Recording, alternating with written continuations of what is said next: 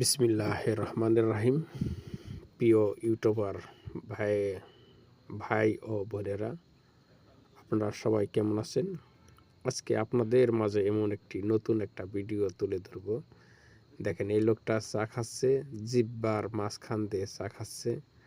আমার জীবনের প্রথম এই দেখা।